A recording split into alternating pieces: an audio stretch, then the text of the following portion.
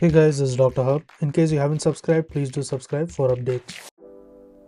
Comparison of the lymph and the blood capillaries. So first is the lymph capillaries. The lymph capillaries, it includes the colorless. It is colorless and it is difficult to observe.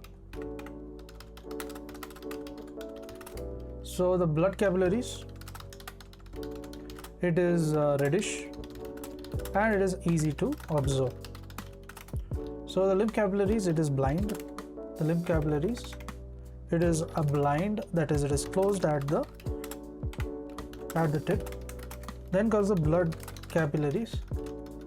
Blood capillaries is joined to the arterioles and it is at one end, and the venous is on the another end. Next, the lymph capillaries, it is wider than the blood capillaries. So it is wide than the blood capillaries, whereas blood capillaries, it is narrow than the lymph capillaries.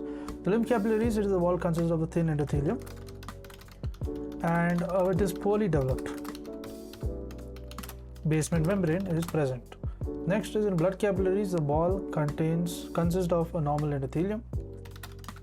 This is the blood capillaries. There is a normal endothelium and also there is a presence of the basement membrane. Next is we move on to the lymph capillaries. Lymph capillaries, it contains a colorless lymph. So colorless lymph is present, and blood capillaries, it contains a red blood. Now lymph capillaries, they have relatively low pressure. Low pressure is seen, and in case of blood capillaries, there is a high relative blood pressure, Now lymph capillaries, it absorbs tissue fluid from the intercellular spaces.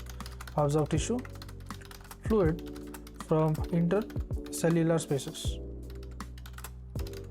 Next is blood capillaries. Blood capillaries, it adds the tissue fluid to the intercellular spaces. To learn and grow daily like this, please do subscribe.